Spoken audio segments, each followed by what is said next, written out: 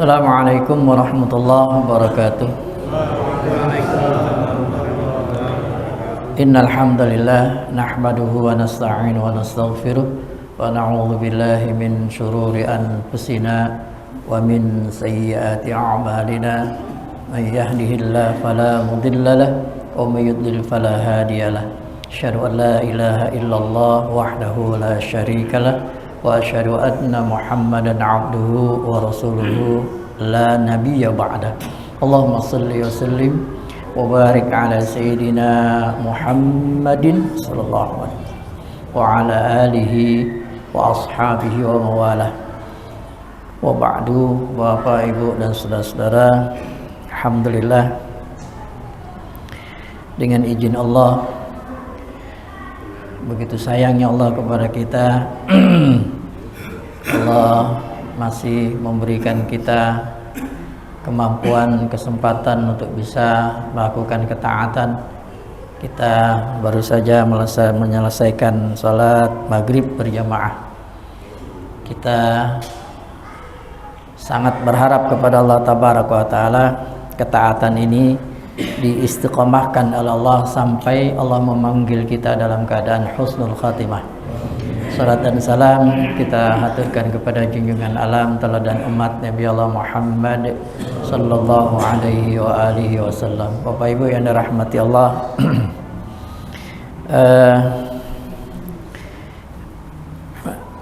malam Jumat, kajian malam Jumat malam ini malam Jumat pertama ya. Kemarin kita sedikit membahas tentang adab-adab ya, tentang etika di dalam Islam. Malam hari ini kita akan coba untuk membahas tentang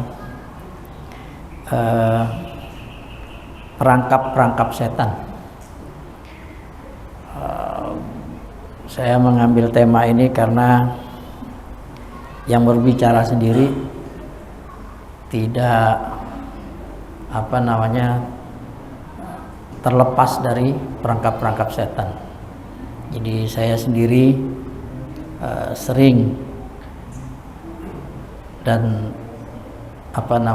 selalu mendapatkan perangkap-perangkap setan. Oleh karenanya rasanya perlu untuk disampaikan kepada jemaah agar kita tahu perangkap-perangkap setan ini apa-apa saja. Karena setan ini kan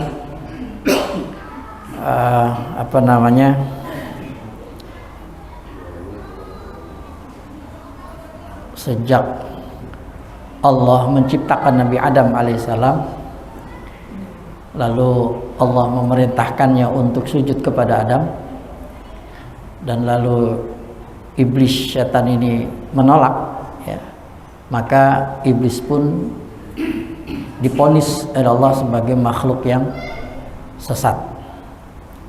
Maka sejak itu pula iblis dalam Quran surat Al-Hijr ayat 39 ya, iblis setan ini mengatakan, qala, kata iblis, Rabbi bima aghwaytani, ya Tuhanku, kata iblis,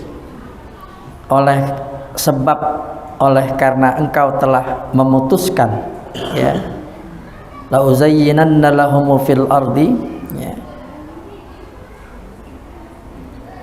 oleh sebab karena engkau telah memutuskan bahwa aku sesat, kata iblis, la uzayyinanna lahum fil ard, pasti aku akan menjadikan mereka manusia ya memandang baik perbuatan maksiat di muka bumi.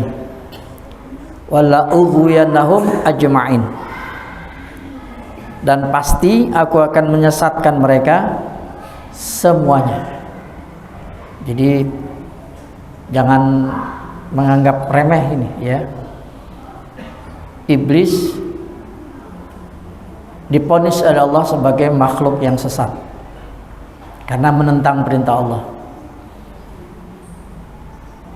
Lalu iblis minta tangguh ya, dan Allah memberikan tangguh sampai hari kiamat. Karena dikasih tangguh itulah maka iblis nggak kepengen masuk neraka sendirian. Mereka nggak kepengen menjadi makhluk Allah yang masuk neraka. Kelompoknya dia doang, maksudnya si iblis itu. Makanya iblis bersumpah. Ini kalimatnya pakai la uzayyinna lahum, ya, la uzayyinanna lahum fil ardi. Pasti, ya, sungguh kata iblis, aku akan menjadikan mereka manusia memandang baik perbuatan maksiat di muka bumi. Wala ughwiyannahum, pakai lam taukid lagi. Wala ughwiyannahum ajma'in, dan pasti aku akan menyesatkan mereka semua manusia itu. Ya, Bapak Ibu yang dirahmati Allah, sampai Nabi kita Muhammad SAW dalam hadis riwayat Imam Ahmad, Imam An-Nasai dan Ibnu Hibban, Rasulullah SAW bersabda, inna syaitan fa'adal ibni Adam bi'atruqih, ya, bi'atruqih. Sesungguhnya syaitan selalu berupaya, kata Rasulullah SAW, menggoda anak cucu Adam, ya, bi'atruqih, dengan segala macam cara. Apa aja, dengan cara apa saja, pokoknya tujuannya agar manusia sesat. Ya. Bapak Ibu yang dirahmati Allah, tentu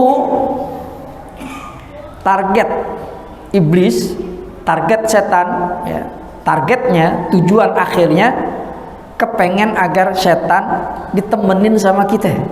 Di mana? Di neraka. Tujuan akhirnya itu. Makanya di dalam Quran surat Fatir ayat 6, inna syaitan lakum aduwwum mubin, ya. Inna syaitan lakum aduwwun fattakhidhuhu aduwa. Sesungguhnya syaitan itu adalah musuh bagimu. Fattakhidhuhu aduwa, maka jadikanlah ia musuhmu. Ini penting nih, ya. Jadi jangan dianggap remeh nih, ya. Jadi Allah mengatakan inna syaitan lakum aduwwun, sesungguhnya syaitan itu bagimu musuh. Maka Allah menyuruh fattakhidhuhu aduwan, maka jadiin dia musuh. Bapak Ibu, kalau kita tahu musuh kita tahu nih itu musuh kita, kira-kira apa yang harus kita lakuin? Nah, jadi yang pertama kali ada dalam mindset kita, pikiran kita, setan itu musuh. Dan Allah nyuruh agar jadiin setan itu musuh kita. Itu dulu tuh harus ada dalam mindset, dalam pikiran jiwa kita itu.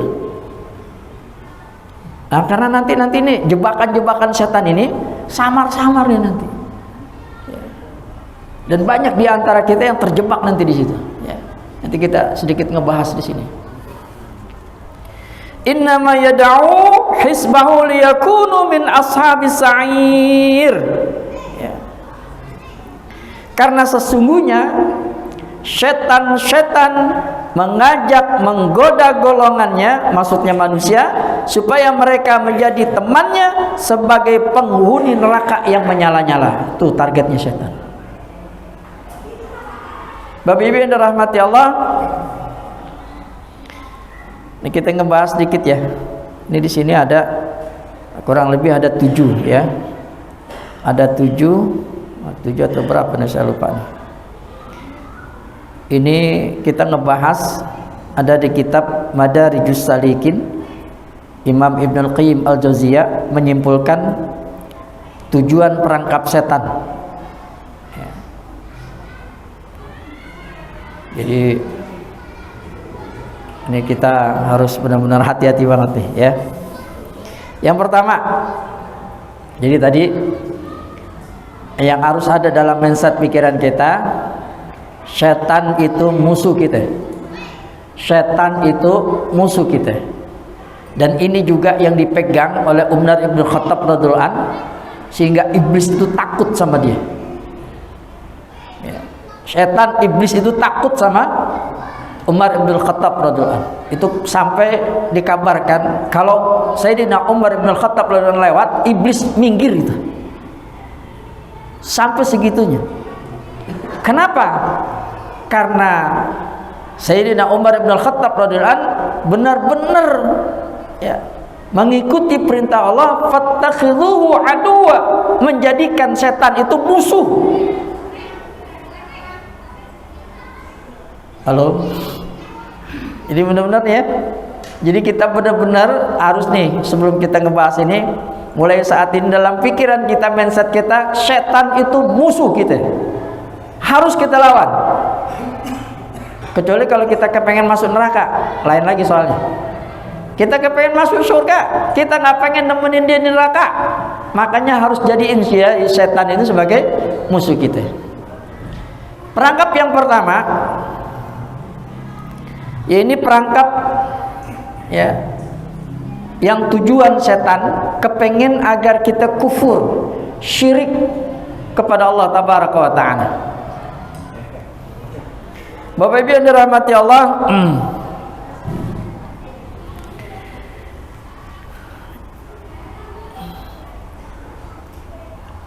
mereka iblis-iblis ini ya kepengen banget agar mereka menghasut dengan berbagai macam cara, kata Rasulullah SAW,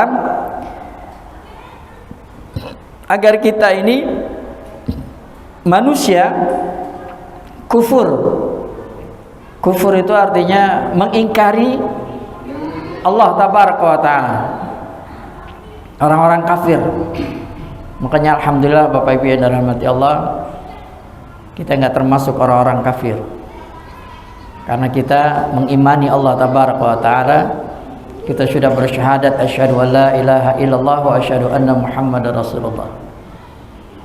Artinya, maaf, orang-orang non muslim, mereka adalah orang-orang yang sudah masuk perangkap iblis setan. Nauzubillah. Nah, kita bisa juga masuk perangkap setan yang kedua, syirik. Bapak Ibu yang dirahmati Allah, Rasulullah SAW dalam hadis yang diriwayatkan oleh Imam Bukhari, Imam Muslim, lafaznya dan ini lafaz dari Imam Al-Bukhari dari sahabat Rasulullah SAW Abu Hurairah radhiyallahu anhu, Rasulullah SAW bersabda, ya'ti syaitan ahadukum fayaqul, syaitan mendatangi salah seorang di antara kamu, lalu setan bertanya kepada kita. Nih sengiseng nih, ada nggak di dalam nih yang hadir semua ya? Ini kata Rasulullah SAW nih, setan datengin kita, nggak nunjukin, dia kagak nunjukin apa wujud, nggak diwujudkan. Kalau diwujudin wujudnya kita sambit gitu loh. Jangan takut Bapak Ibu ya, jangan takut. Kalau dia benar-benar datang, sambit ya, pukul kalau perlu ya. Jadi nggak usah takut. Yang takut itu dalam mindsetnya, dia ngerasa bahwa setan itu bukan musuhnya. Kalau dalam pikiran kita setan itu, iblis itu musuh kita, maka kalau dia nongol, dia tunjukin fisiknya, lawan. Nggak usah takut. Kalau kita takut berarti dia bukan musuh kita. Benar apa benar Pak Bari? Hah? Nah kan masih banyak nih, apalagi anak-anak sekarang takut banget sama yang namanya muncul-muncul kayak bunderuwo lah apa segala macam, tetek banget yang nakut-nakutin gitu ya. Takut karena dia ngerasa setan itu bukan musuhnya. Tapi kalau kita benar-benar menjadikan setan iblis itu musuh kita, kalau dia nongol, benar-benar dia nongol nunjukin, ya kita bibah, kita lawan, kita apa namanya, ya kita hancurkan lah, gimana caranya gitu loh, kita lawan. Orang dia musuh kok, masa kita nggak lawan? Kalau kita nggak lawan, ya habis kita dibantai sama dia. Bapak Ibu yang dirahmati Allah, apa kata setan? Ini kata Nabi SAW, setan nanti akan datangin kita, dan kita udah pernah nih, ya. Pasti insya Allah semuanya ngalamin.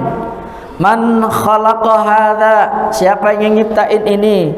Man khalaqa kadza, siapa yang nyiptain ini? Pernah gitu nggak? Pernah ya? Ada dalam pikiran kita, oh, ini yang nyiptain siapa ya? Ini nyiptain siapa ya? Gue yang nyiptain siapa ya? Jadi gitu terus gitu, nanya. Ini kerjaannya setan, ini perangkapnya setan, Bapak Ibu, ternyata. Ya. Sampai akhirnya hatta yaqul, kata Rasulullah SAW, setan itu nanya sama kita, man khalaqa rabbuka, siapa yang nyiptain Tuhan lo, katanya kan gitu. Nah, sampai ke situ. Habis nanyain siapa yang nyiptain bapak kamu, siapa yang nyiptain mak kamu, siapa yang nyiptain kamu, akhirnya ujung-ujungnya siapa yang nyiptain Tuhan kamu, gitu tuh setan. Kata Nabi, kalau sampai setan nanya yang seperti itu, siapa yang menciptakan Tuhanmu, kata Rasulullah SAW, fa'idha balagha, siapa yang menciptakan setan, kata iblis, hingga dia bertanya seperti itu, siapa yang menciptakan Tuhanmu, kata iblis seperti itu, jika sampai ke pertanyaan seperti itu, ya, maka kata Rasulullah SAW, fal yasta'id billah, maka berlindunglah kepada Allah tabaraka wa taala, fal yantahi, dan menghentikannya. Selesai, udah gitu loh, ya. Jangan lagi dilanjutin. Jangan lagi dilanjutin. Kalau dilanjutin, aduh, habis kita dibantai sama dia. Habis kita dibantai sama iblis tuh, ya. Yang beginilah, yang begitulah, ya. Maka kata Nabi SAW, kita ikutin nih apa yang dinyatakan oleh Nabi SAW. Kalau sampai setan nanyain siapa yang menciptakan Tuhanmu, maka langsung kita berlindung kepada Allah. A'udzubillahi minasyaitonirrajim. Langsung kita berlindung kepada Allah tabaraka. Nanti kerjaan setan, ya. Udah berhenti deh, jangan lagi mikirin itu, berhenti, udah selesai, ya. Subhanallah. Bapak Ibu yang dirahmati Allah,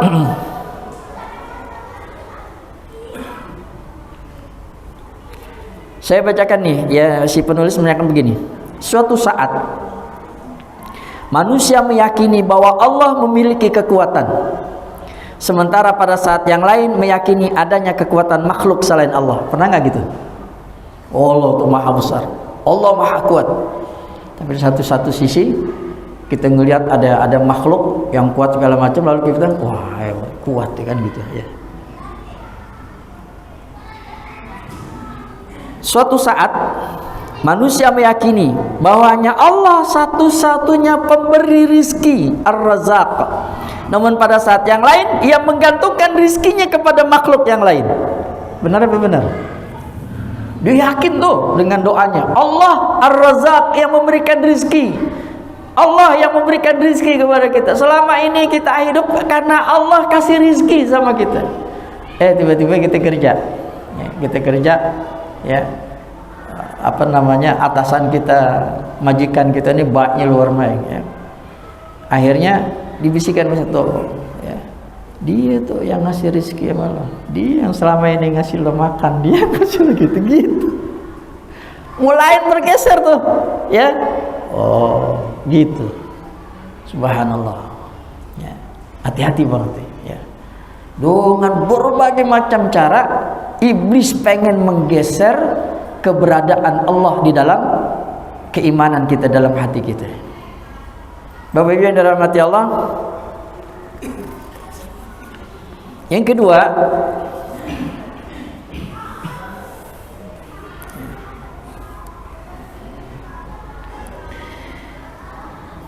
setan ini, ya, pengen banget agar kita dijerumuskan oleh setan ini dengan menampakkan dosa-dosa, ya. Kita masuk ke dosa-dosa besar dulu. Dosa-dosa besar itu seolah-olah indah, ya. Seolah-olah indah, seolah-olah bagus gitu, ya. dengan berbagai macam tipu dayanya. Lalu kalau kita sudah menganggap bahwa dosa besar itu ya sesuatu yang indah, sesuatu yang bagus, masuk kita perangkapnya.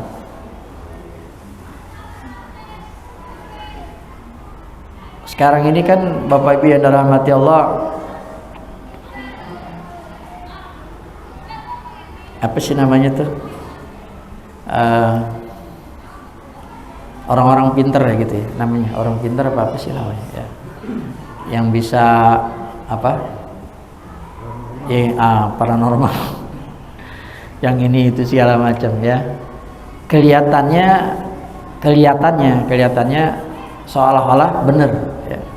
Padahal kita sedang dijerumuskan sama iblis laknatullah itu ya.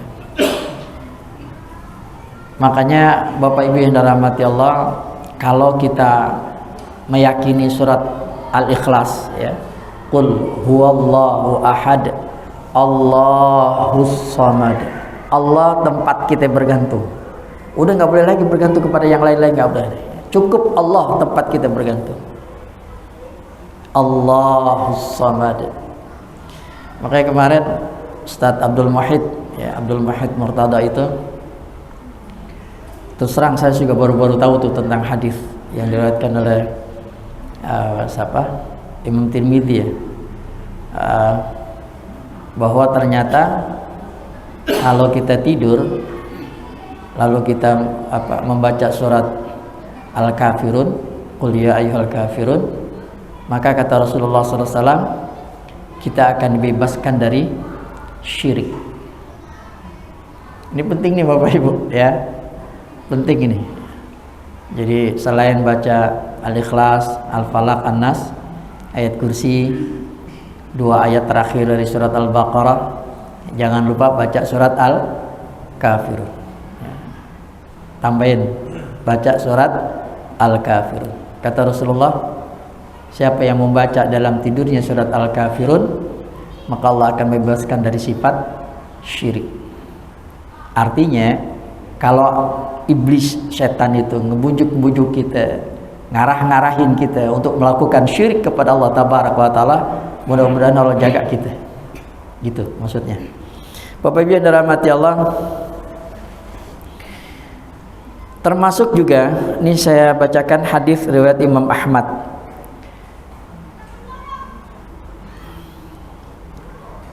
Saya bacakan artinya ya, cukup panjang ini. Iyyakum ya, wa muhaqqaratiz dzunub, jauhkanlah darimu dari dosa-dosa kecil.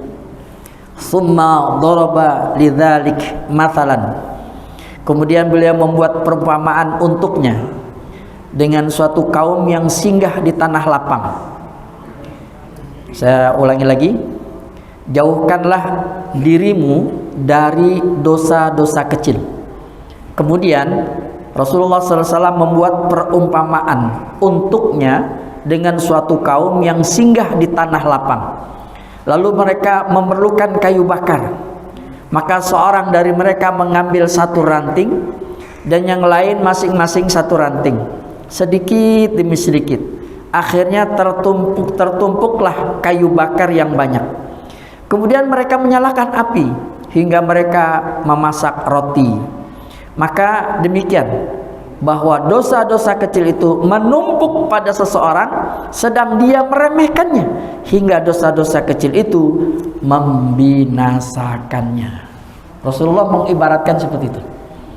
Dosa-dosa kecil, kata Rasulullah, diibaratkan seperti seseorang yang berada di tanah lapang. Sampai di tanah lapang itu dia pengen melakukan sesuatu ya, lalu dia suruh orang-orang yang ada di sekitarnya itu untuk ngambil ranting satu, airnya banyak. Setelah banyak dijadiin kayu bakar lalu dia masak.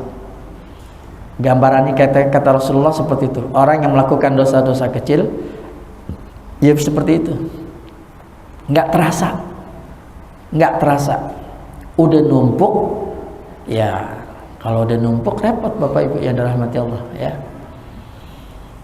Makanya bersyukur Bapak Ibu, bersyukur banget nih ya, yang masih diberikan kemampuan oleh Allah untuk bolak-balik dengar azan datang ke masjid salat berjamaah, dengan azan dengar azan datang ke masjid, itu bersyukur banget Bapak Ibu, bersyukur sekali. Itu Masya Allah, itu nikmat luar biasa Bapak. Ya. Karena dengan kita bolak-balik datang untuk salat berjamaah, pada saat kita sholat berjamaah ini, tadi kita sholat maghrib berjamaah ya, apalagi sekarang nungguin sholat isya gitu dengan berjamaah, itu dosa-dosa kecil kita udah diampunin sama Allah. Kalau kita pulang nih, kita melakukan dosa kecil, terus adzan balik lagi, kita sholat berjamaah, diampuni lagi dosa-dosa kecil kita. Itu yang rutin ya. Yang mingguan Jumat ya. Yang tahunan Ramadan. Subhanallah, Allah itu maha murah banget, maha pengasih penyayang kepada kita ini. Jangan sampai seperti ranting yang digambarkan Rasulullah itu ya. Nah kalau saudara-saudara kita maaf ya, yang adzan masih malas, berat langkahin kakinya ke Masjid Anwar ya, coba bayangin dosa kecilnya gimana dihapusnya. Jumatan, setiap Jumatan doang. Ramadan ya begitu juga. Ya Allah, Masya Allah. Bapak Ibu yang dirahmati Allah,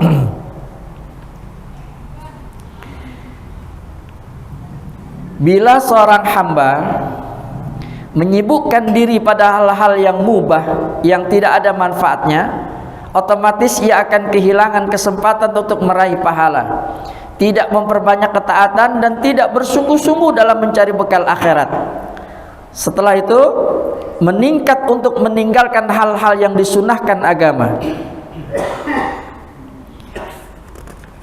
Mereka menganggap ini kan mubah, boleh-boleh aja dong ya. Nongkrong-nongkrong, ngobrol-ngobrol, nonton TV, apalagi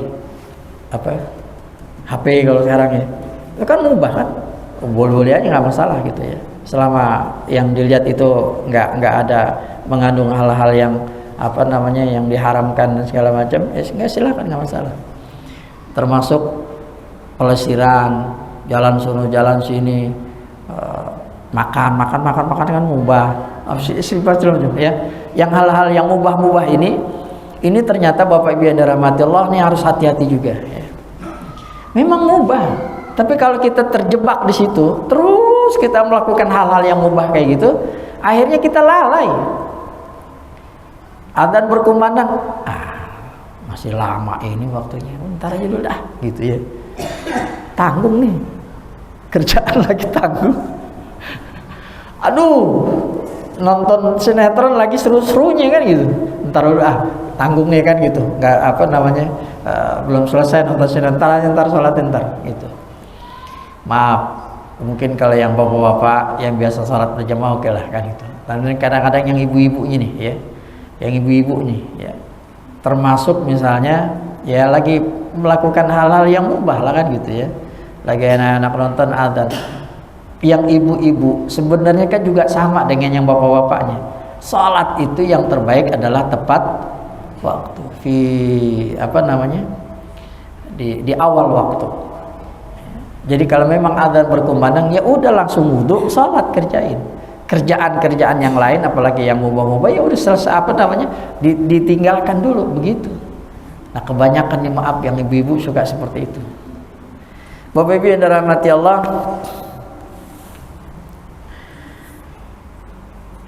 setan menampakkan baik dalam pandangannya, menghiasinya, memperlihatkan adanya manfaat dan keuntungan padanya agar kita sibuk dengannya daripada sesuatu yang lebih utama dan lebih besar manfaatnya. Setan menghendaki agar kita tidak punya kesempatan mendapatkan pahala atau merugikan kita pada hal-hal yang mubazir. Mungkin kita bisa beralasan dengan berdalih mencari hiburan, kesenangan dan sebagainya, tapi ya, sadarlah bahwa sebenarnya ini adalah perangkap setan. Jadi Bapak Ibu yang hormat, begini nih gambarannya deh. Kalau misalnya kita lagi asik dengan apalah misalkan gitu, hobi atau apa segala macam, lagi asik gitu, langsung buru-buru aja, aduh setan ya kan gitu ya, bikin bikin malas, pengen ke masjid, malas pengen segala melakukan kebaikan, segitu aja udah ya. Udah pikiran sih kalau kita ada sesuatu yang sepertinya menghalangi kita untuk melakukan kebaikan, melakukan ketaatan kepada Allah Tabaraka wa Ta'ala, maka buru-buru itu adalah perangkap setan. Udah langsung aja nggak apa-apa. Apa namanya? Langsung aja tuduh setan nih kan gitu. Udah gitu nggak apa-apa. Ya Pak Bonan ya. Gitu ya Pak Bonan ya. Pak Bonan pernah kayak gitu masalah tuh. Setan nih kan gitu ya. Nggak apa-apa, emang benar kan, kita udah kita nyatakan dia itu musuh kita. Allah yang nyuruh. Fattakhidhuhu aduwan. Ambil dia, jadiin setan itu musuh kita. Jadi kalau ada dalam pikiran kita yang menghalangi kita untuk melakukan ketaatan kepada Allah, langsung aja setan nih, kurang ajar, setan, udah langsung gitu. Itu tanda kita sudah sadar gitu pada saat itu. Nggak apa-apa Bapak Ibu, nggak apa-apa seperti itu ya. Karena artinya kita memang benar-benar menjadikan setan sebagai musuh kita. Bapak Ibu yang dirahmati Allah, ini setan ya, ternyata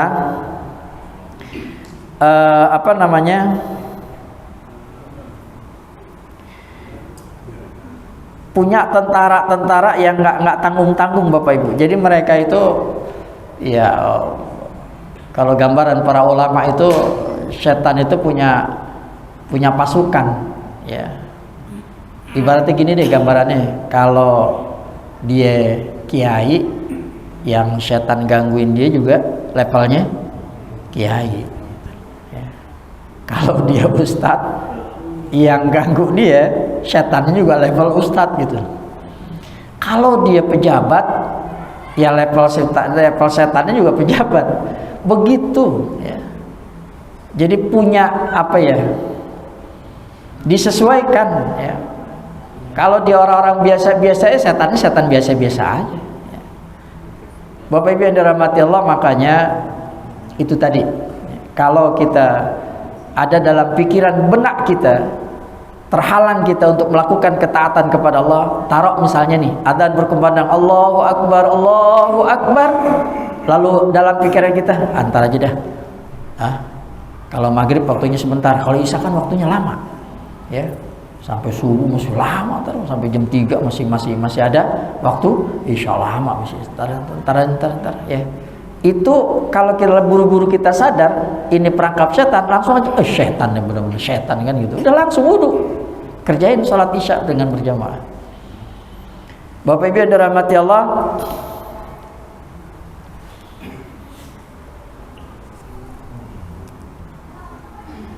saya bacakan ini tulisan dari si penulis. Setan ini ya, tentara setan ini, mereka mengganggu hamba-hamba Allah itu dengan bermacam-macam gangguan, rintangan yang didapatkan oleh para pasukan-pasukan setan ini. Kalau misalnya seorang hamba itu dia berusaha untuk menghindari, maka setan akan semakin bersungguh-sungguh ya. Setan ini begitu ya, saya bacakan sini, semakin bersungguh-sungguh seorang hamba beristiqomah, maka musuh akan semakin intens dalam merintanginya. Saya makanya selalu di awal-awal setiap melakukan istilahnya tausiah gitu, selalu ya doa agar ketaatan kita ini diistiqomahkan oleh Allah Tabaraka wa Ta'ala. Karena Bapak Ibu yang dirahmati Allah, nggak sedikit berarti banyak ya, nggak sedikit orang yang tadinya rajin sholat berjamaah terus tiba-tiba ngilang ya, tiba-tiba ngilang. Ada orang yang rajin tadinya sedekah, rajin tadinya baca Quran, tiba-tiba ngilang. Maksudnya nggak lakuin lagi kan ketaatan itu. Itu artinya kan nggak diistiqomahkan sama Allah. Makanya kita minta terus sama Allah, tabarakallahu a'inni ala dzikrika wa syukrika wa husni ibadatik. Bapak Ibu yang dirahmati Allah, Saya lanjutin dikit ya. Kecuali bila seorang hamba senantiasa mengasah keikhlasan dalam setiap amalnya. Kita masih ingat bagaimana Imam Ahmad bin Hanbal, Syekhul Islam Ibnu Taimiyah, dan masih banyak lagi dipenjara dan disiksa oleh penguasa tagut, kaki tangan setan, karena mereka tetap istiqamah dalam berdakwah. Imam Ahmad bin Hanbal kan dipenjara, Syekhul Islam Ibnu Taimiyah dipenjara karena mendakwahkan Islam, mengungkapkan tentang kebenaran, tentang Islam, tentang kebenaran, tapi pada saat itu penguasanya enggak mendukung kebenaran, akhirnya dipenjara itu Imam Ahmad bin Hanbal, Syekhul Islam Ibnu Taimiyah. Makanya Bapak Ibu yang dirahmati Allah, ya, dipenjaranya dua ulama dan ulama-ulama yang lainnya, seperti juga kalau di Indonesia siapa? Buya Hamka, ya. Buya Hamka kan juga dipenjara ya, karena menyuarakan kebenaran. Abu Bakar Bashir juga kan gitu, termasuk dituduh sebagai teroris dan lain sebagainya ya. Itu kan perangkap setan itu kan gitu ya, melalui tangan-tangan setan, agar ulama-ulama itu tidak istiqamah. Ternyata setelah dipenjara makin istiqamah. Buya Hamka itu kalau nggak dipenjara nggak keluar itu tafsir Quran fi dalil Quran itu nggak keluar itu. Subhanallah. Ibnu Taimiyah ya, itu kalau kagak dipenjara nggak keluar kitab fatwanya itu kan gitu, nggak dapat kita menulis itu selama di penjara kan. Allahu Akbar. Bapak Ibu yang dirahmati Allah, istiqamah. Ya, makanya terus minta sama Allah Tabaraka wa Ta'ala agar ketaatan yang sudah diberikan oleh Allah saat ini diistiqomahkan oleh Allah Tabaraka wa Ta'ala. Mudah-mudahan ya sedikit ini sekedar untuk kita mengingat kembali